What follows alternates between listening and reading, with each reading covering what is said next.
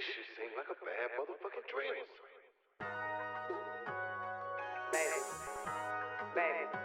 Baby, wake up. How you Baby, doing? wake up.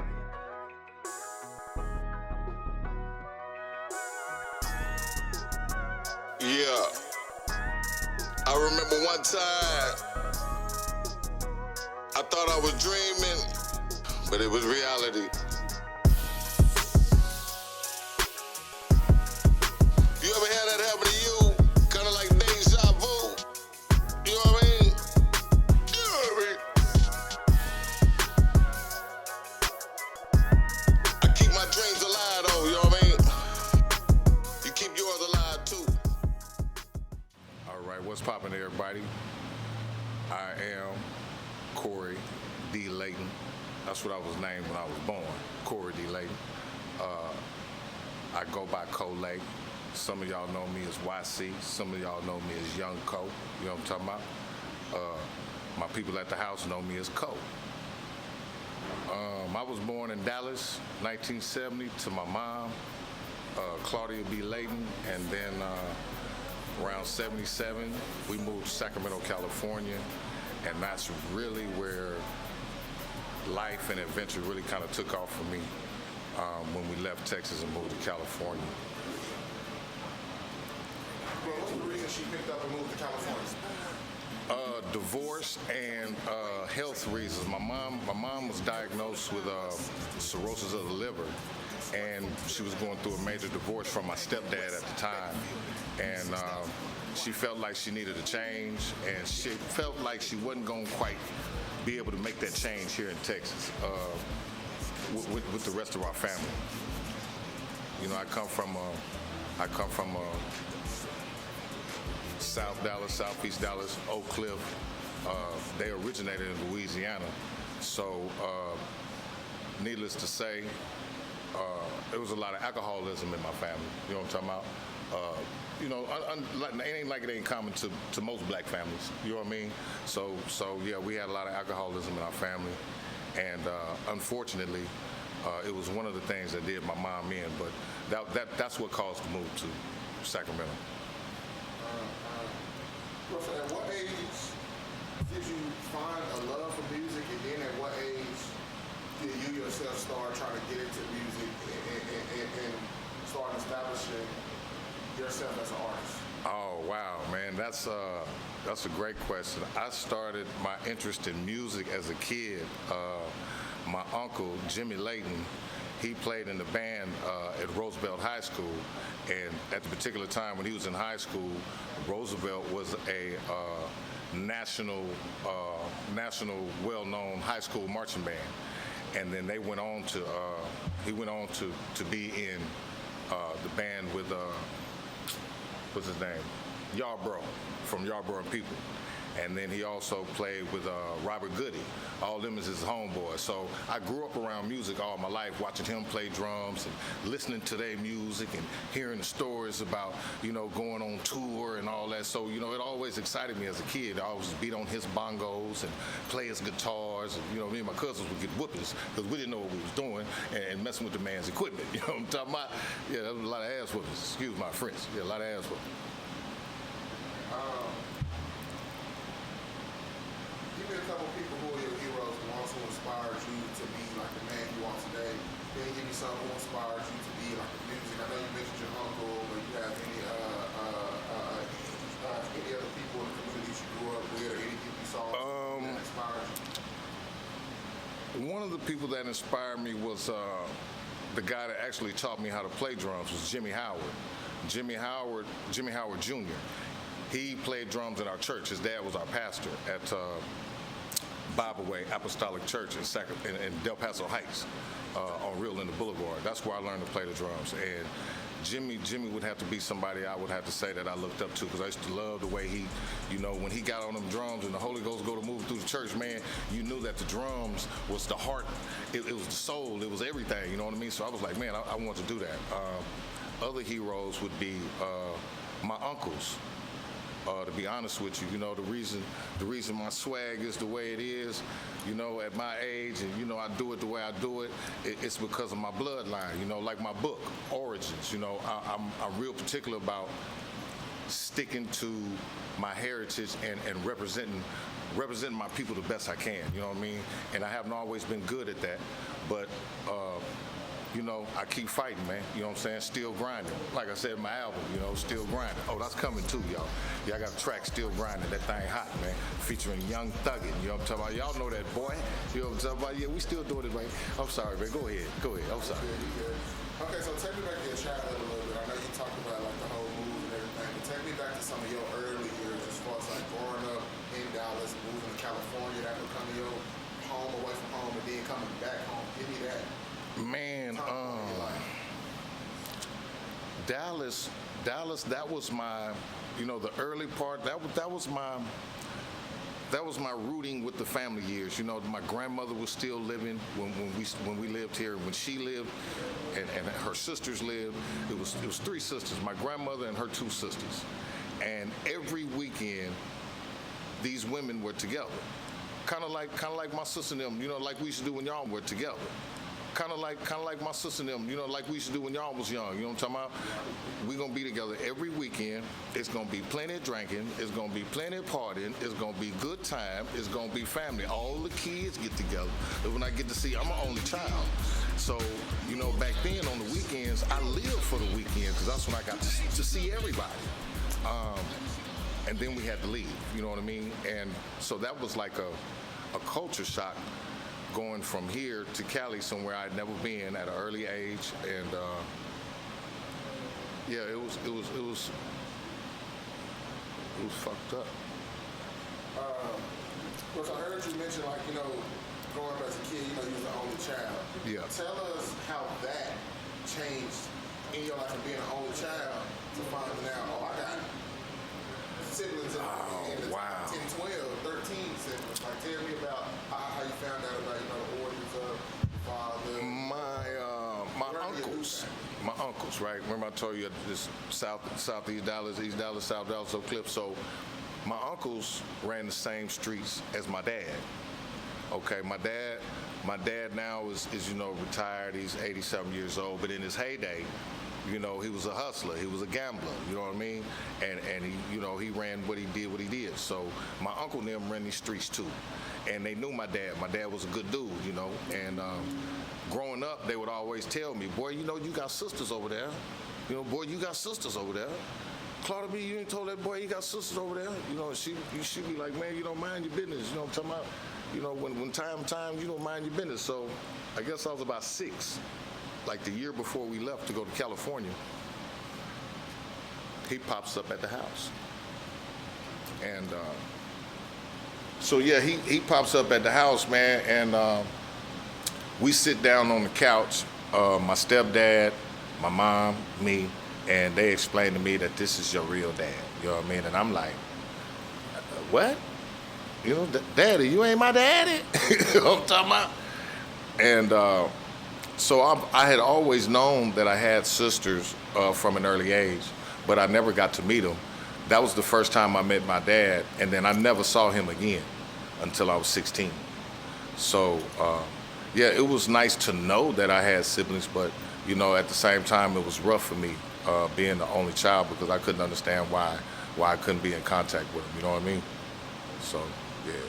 All right, so take me to growing up in Cali and moving back to Dallas to get reestablished with that part of your family. Wow. So moving back to Dallas, my mother's death is what prompted that. I lost my mom in '92. I got out of the Army in '93. I tried to stay home, but the lifestyle, it didn't appeal to me anymore. I mean, like, you gotta understand, I came up in the early '80s in California, man, at the beginning of gangbanging, man. So, that lifestyle, that hyphy lifestyle that these youngsters rap about, these things been going on since the end of time, man. You know what I'm talking about? Since the beginning of the time, you know what I'm talking about? We've been doing donuts and figure eights and walk-bys, drive-bys, beating up teachers, beating up grown folks, young cats, you know what I'm talking about? So this ain't no new phenomenon going on. But when I came home, it was the same phenomenon going on. And by going to the military, my mind had expanded, you know. I had got to be around a different culture of people. I got to go and see different places in the world and experience different things. And so when I lost my mom, I was confused. I came home, all that shooting and shit, all this shit, it just turned me off. And so I thought about Dallas. I said, well, damn, you got sisters you ain't never met. You got a whole nother side of the family that you ain't never met. And then let me be real. When I buried my mom here, I buried her here. And my cousin had just got out of prison, man. He hadn't been out of prison maybe a year. And this guy had an apartment. He had a car. You know what I'm talking about? He was working 2 jobs, doing this little thing on the side. But this dude is a felon, and he living better than me, and I'm a vet. So I'm looking at the things going on around me, man. I just had to make a change, bro. And so I moved to Texas. I moved to Texas in the end of 94, beginning of 95, you know. I just made a change, and I swore that the only way I would move back home is if my company was to blow, or if my music blow, if some kind of way I blow, and I'm able to live there comfortably and afford it like I want to afford it, you know what I mean? And just be real, you know. Cali is high as hell, man. It's high as giraffe pussy, man. What's up? Yeah, right. Tell me some of the struggles you face moving back to Dallas, and, you know, trying to get away from the street life in California, coming to Dallas and finding out that it wasn't too different. You know, the hood is the hood. Everywhere you go, It's the same thing, man. I really, when I came, I was getting away from it, but you are who you are. You know what I'm saying? So you can't get away from you. And so even though I moved to Dallas, I was still Corey Layton. You know what I'm talking about? I was still Young Co. And so that being said, you know what I'm talking about? It was still, you know, pistol packing and you know, I'm working a job, but then I'm hustling. You know what I'm talking about? Me and my kin folks, we clubbing, we living life. You know what I'm saying?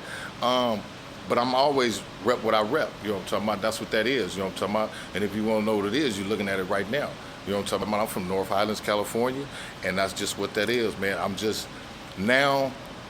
I'm more on life. You know what I mean? I have flipped. Like this red now, it represents the blood of Jesus. You know what I'm talking about, to be honest with you? And that's not to say that I'm your biggest Christian in the world, but I know who I pray to. I know who take care of me. I know who blesses me. You know what I'm saying? And I know how I'm saved. And so therefore, you know, I don't owe nobody no explanations about that part, you know what I mean? So, yeah, when I moved back to Dallas, I was on one. I was angry. I wanted to make my dad accept me, you know what I mean? But luckily, all of my sisters accepted me. They ate me up, you know what I'm talking about? I was spoiled, you know what I'm talking about? And then y'all started coming. And then, you know, family grew and everything, you know what it is, you know what I'm telling you? Now we a big old tree, you know? It's a big old family tree out there now. Tell me about how, like, doing your hustle on the side, it wound up.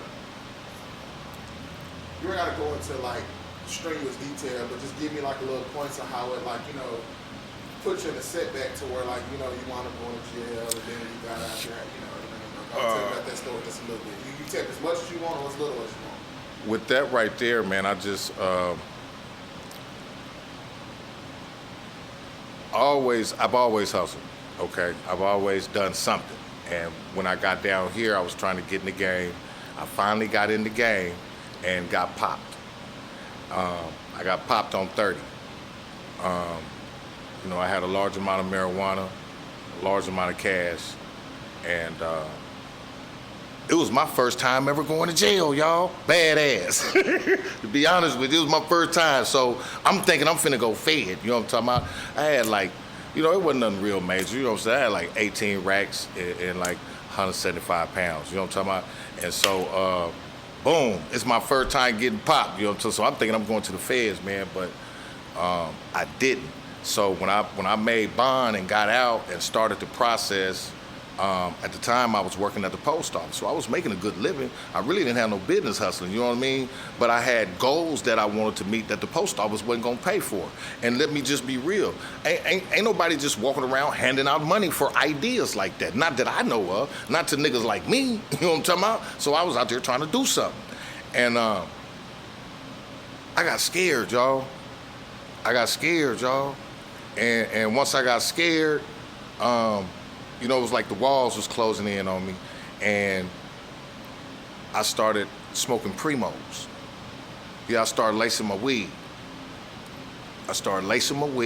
And if anybody knows anything about illicit drugs, when you cross that line like that, man, that shit take you into far away places, and sometimes people never make it back. You know what I'm talking about? I was blessed to be one of those folks that went away and came back. You know, so anyway, that started that part of life for me. The fear of going to the federal penitentiary, the fear of losing everything, you know, not knowing what's going on. The niggas I had been hustling with, once they found out about the charge I was facing, shit like that, you know, they started getting back from you. And you know, that was just a long process. So bam, I made probation, violated probation, because you know what I'm doing with that shit, and boom, prison. You know what I'm talking about? 6-year sentence, we gonna holler at you. And I did 4.5 on that and came back. That was the first time. Excuse me. Don't judge me. All right, so tell me about like the music, and when you started getting into music, it started off as a hobby, and then you started kind of taking it serious, and then fell back from it, and then jumping right into it once you got out. No, it's never been a hobby. Oh, it's never been a hobby? Music has never been a hobby. Music has always been me. Right. It's always been in me. It's always been around me. I've known my whole life I was gonna do music. I always knew I was gonna do something in music. Singing, writing, rapping, tapping, clapping, I don't know, something. You know, it was gonna go down. You know, that's just what that is. Church, when I finally got to really start learning, you know what I'm saying? And then when I made it to school and got in the band and learned to read and write a little bit, then I knew that I was really taking it serious.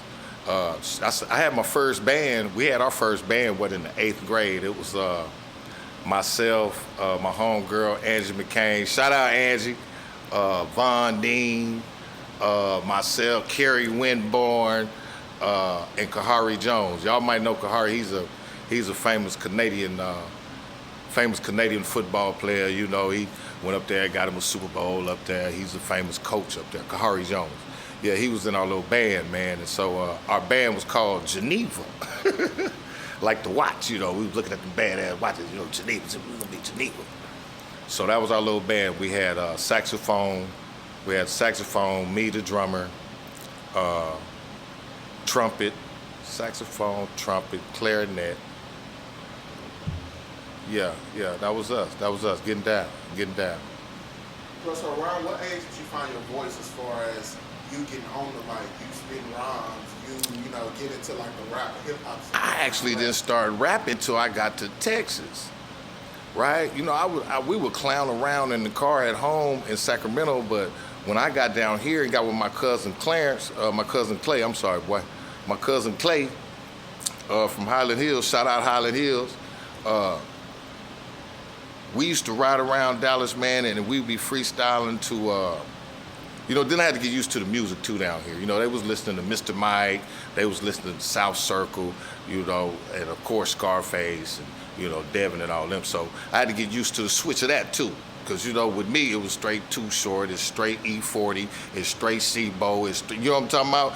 Selly Sale, you know what I'm talking about? All this right here, San Quinn, you know what I'm talking about? Straight, and when you get in my car, I'm really prejudiced, you know, that's what it is. And me, my music. But anyway, we ride around freestyling, and one day he said, man, Cole, you good, man. You know what we need to make a group. So bam, there it is again. I started a group. That was in 96. Yeah, that was in 96. I started rhyming in 96. But before then, I was writing music, lyrics, and singing. Tell me about, you know, your family, kids, you know, having kids, and how they, you know, change your inspiration and your drive, and, you know, the way you living your life and all that. Man, my kids, my son, he really, when I had my son, he really took me to another level as far as my determination to leave a mark in this world, something that he could really be proud of through my artistry. And then, my oldest daughter, Shakoria, back home in San Jose, Seaside, she was the reincarnation of my mother. She was born just a few years after my mother's death. So, all my kids hold a special gear in my performance. All of them hold a special gear in my performance. Tell me about all the stuff you got going on right now as far as Platinum League, trying to work on your new album, starting your Oh company, man, I am excited, man. Look, so y'all know I've been out of prison 2 years now, right? And so I went away for 2 years. While I was in prison, I had a vision to start writing, and I told my girl, I said, babe, I had a vision to start writing. She said, well, why? You should just start writing. And so I started writing, and that was the birth of my ebook, Origins. Okay, and once I started writing that, I went into writing my script. You're in the pen, you ain't got nothing else to do, so I started writing my script. Then when I got done writing the script, I had a vision that said,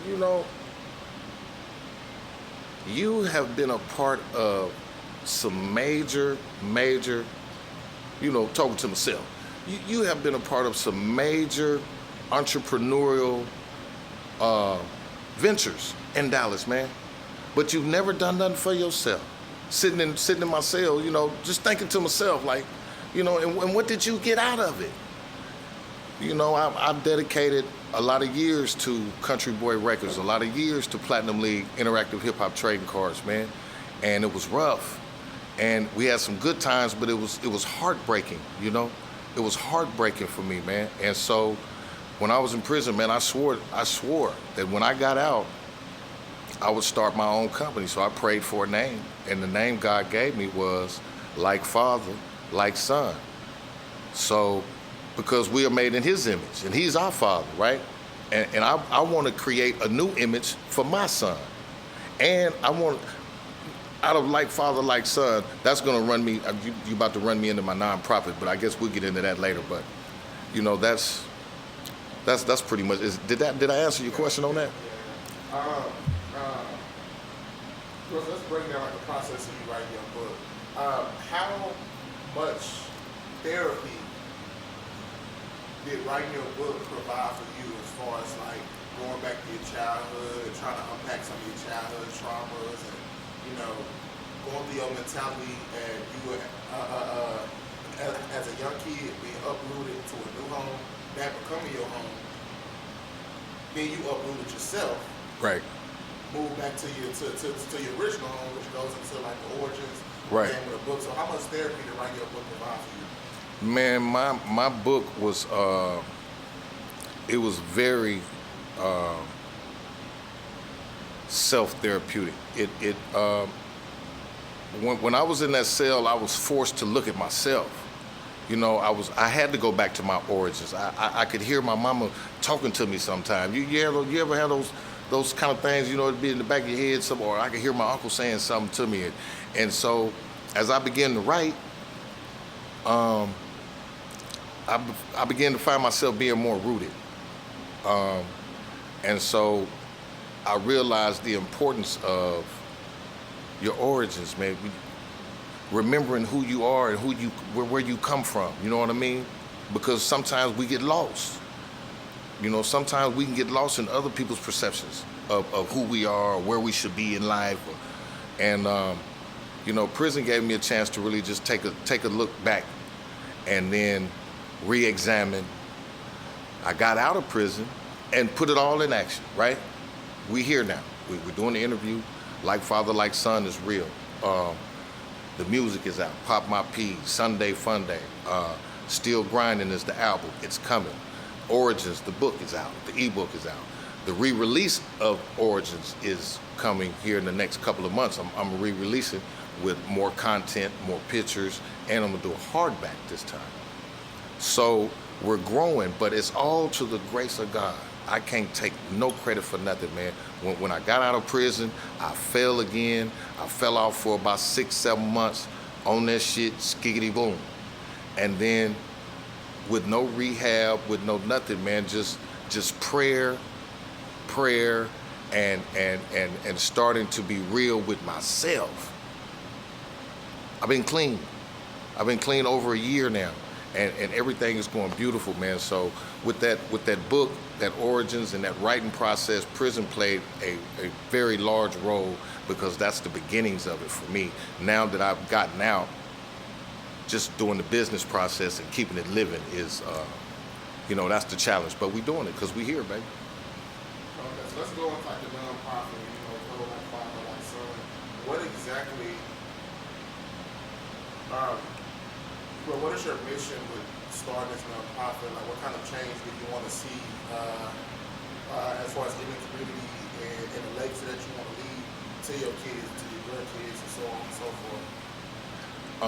On a small scale, like Father, like Son, I want it to be a nonprofit that reestablishes relationships for fathers and their kids, but fathers that are incarcerated, right? So while I was in prison, what I ran into, which is more often than not, when we go to prison, if your mama don't bring your kid down there to see you, you know what I mean? If you ain't got no good relationship with your baby mama, she ain't bringing that baby down there to see you, you know what I mean? And if it's really messed up, they got phone calls down, they got phones down there now. When I first started going to prison, they didn't have phones. So you write them letters, your letters might go in the trash, man, and your kid be wondering why I can't talk to my daddy. Where my dad? My daddy in jail? Does that mean I can't see him? That mean I can't talk to him? And so our kids need us, man. Our black babies need us at any cost. And so I want like Father, like Son to act as a conduit, right? If she don't want to talk to you, maybe she'll let the baby talk to us. Right?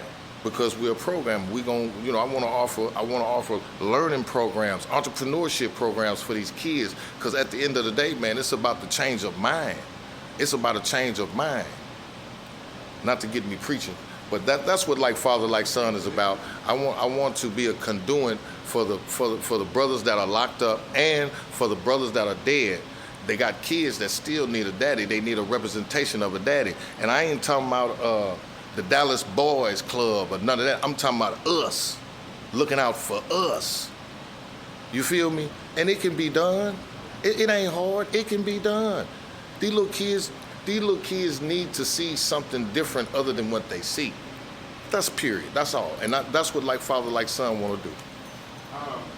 Tell me about like a few of the struggles and stuff that you face with trying to get it off the ground, and you know how you said that people like just giving money to ideas and all that. Boy, I was gonna say the one big, that's a big old thing now, that money, man. Yeah, I started with minimal money though. I really just started with belief and faith. Once I started I did the podcast first. I went on the internet, I did my research, I found out about this podcast thing called Anchor. It's free, and you make money with it. If you do your little commercials and monetize, you make money with it. I said, damn, it's free. Well, let me design me a show. I ain't never designed no talk show before, but I know I got something I want to talk about. So, that's how that happened, and that was for free. So, as far as the book with Amazon, I paid my graphics guy who came out of Country Boy Records also, Pico, shout out Pico, Picasso, over there at Damon Creative, Damon Stanford.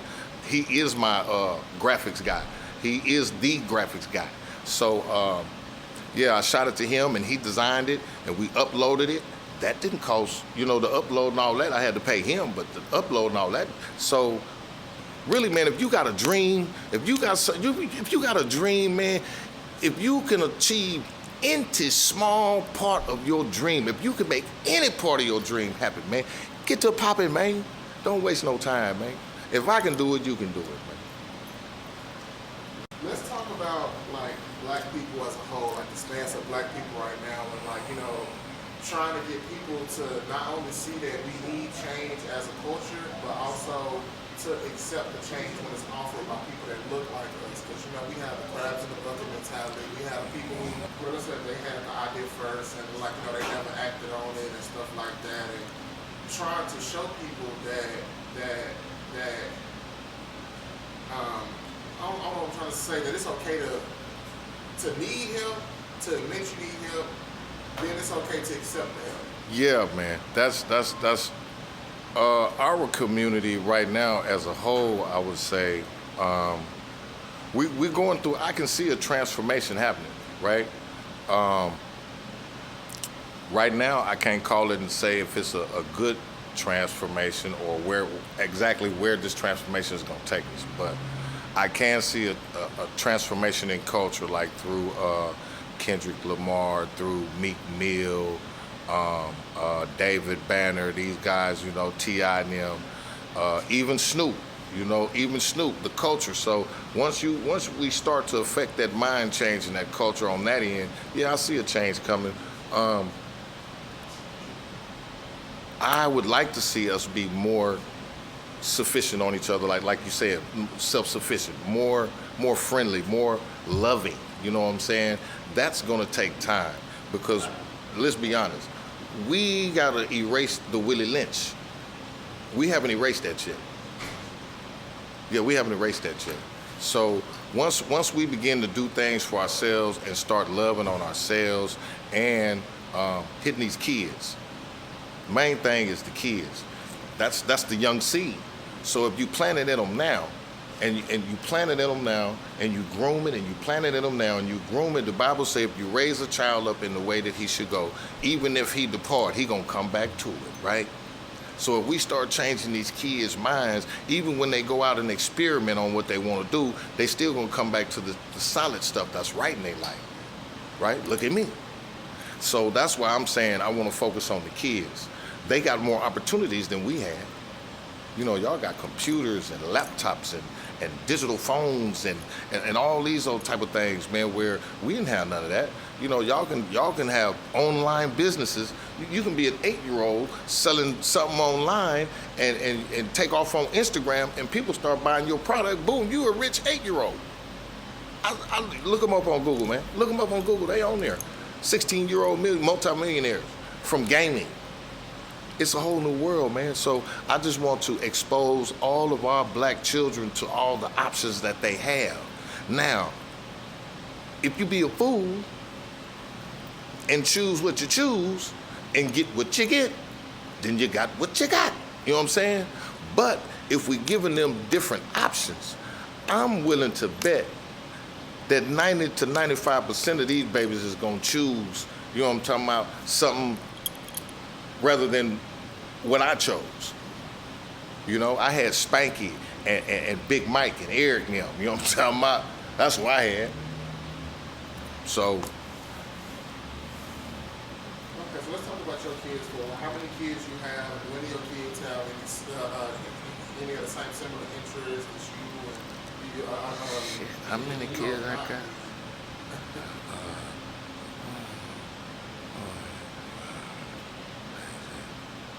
I got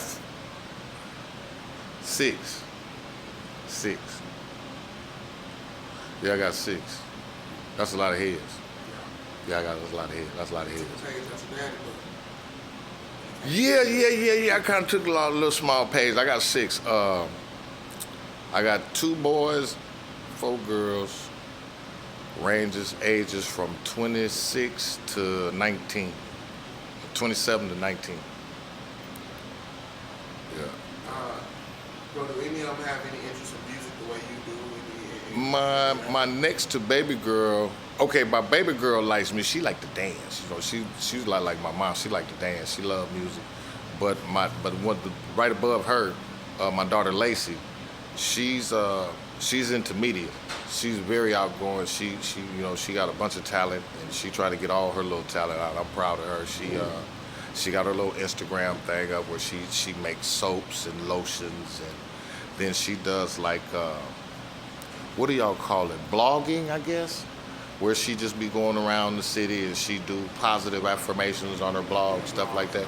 Oh yeah, man, I'm proud of her, man. My son, one of my sons is just like me. He in the studio, Suave, Woodtown Baby. You know what I'm talking about? That's my baby. We got a couple tracks together. We're gonna go back in the studio and get in there real soon. But my oldest boy, he is starting to, Corey Jr., he's starting to experiment with it now. So I'm looking forward to see what the kids gonna come up with. My grandson is very artistic. Now that's the one. He just way over there. So that's why we gotta get these chips, y'all. I need y'all to go and buy as many copies of this book as possible, man, and download that Pop My Peas and that Sunday Fun Day, man, so I get my grandbaby out here and kick it with his pawpaws. He can learn some things. You know what I'm talking about? So as far as like the rap game, I know, they have this, they have this saying, how like in sports, it's like an age limit and all that to it. Right. But when you starting to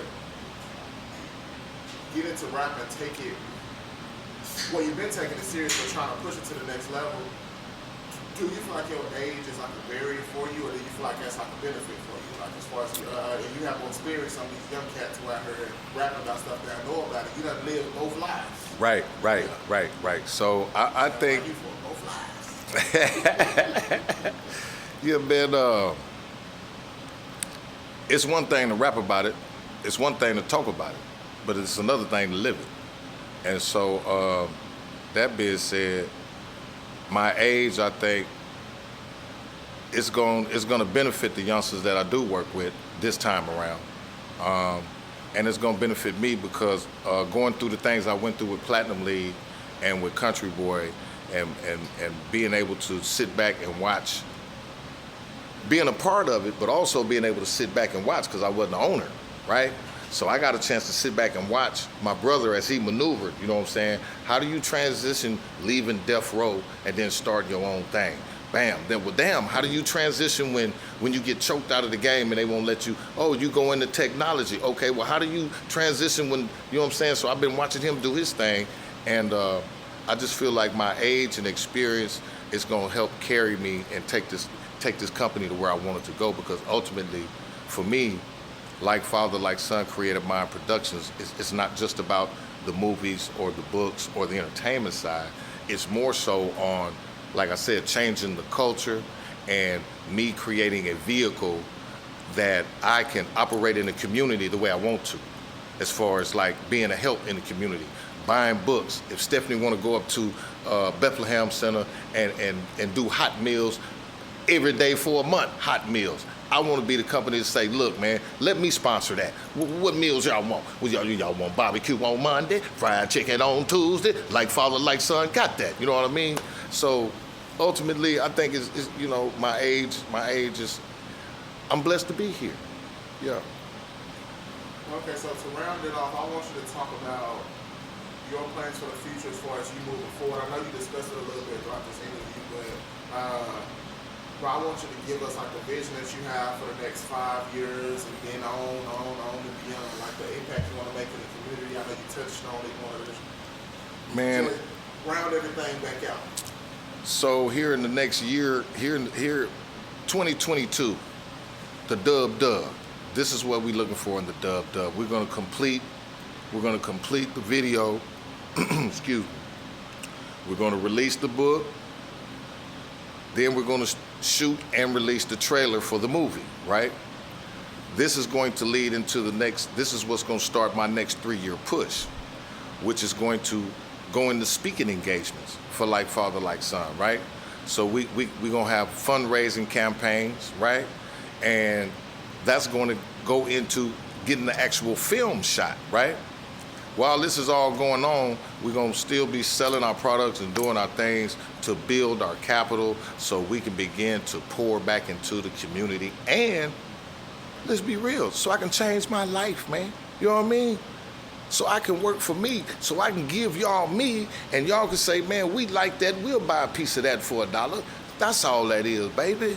You know what I mean? And give back at the same time, man. So Like Father, Like Son plans to be a staple in the United States African American community, like Stacey Adams shoes, baby, like Kool-Aid, baby. You know what I'm talking about? Everybody know about Kool-Aid. We all love Kool-Aid, and everybody know where Stacey Adams is, baby. We're gonna be like candy paint on the corner, man. You know what I'm talking about? We're gonna be like candy paint on your mind and make your mind think. You know what I'm talking about? Like father, like son. I'm talking about forever, man. I'm talking about when I'm dead and gone, man, I would like to have some graduates at Harvard or coming out of Spelman or whatever college they coming out, whether it's a HBCU or some Ivy League, it don't matter as long as it's a college. And they coming out and they say, man, you know what, if it hadn't been for like father, like son, you know, I might have would have did woochie-woo. See, that's what it's all about for me at the end of the day. At the end of the day, man, something bigger than yourself, man. Support this dream I got, man. Y'all get on board with this thing, man. It ain't nothing but Jesus and the Holy Ghost. I'm the only heathen in the mix. You know what I'm talking about? Come on, get down with something, man. Papa Collins, spend $1 with your boy, man. Oh, you know my husband on the way It's back, all right, you know. baby. He ain't. Come on up in there and let me talk to you for a hot second. Ride out this whole day. Yeah, let me turn that beat up a little bit. Ooh, that shit sound good. You gotta love that. Smashing on a sunny day. Got me smashing on a sunny day. And the sun makes it. Smashing on a sunny day. And I'm smoking on the smashing on a sunny day. As I'm rolling down the block, I'm on the communicator. Chopping it up, getting guap. At bread. And at the same time, lighting it up. Smash on the gas, ski skirt about to cut. Nigga, I'm knowing I'm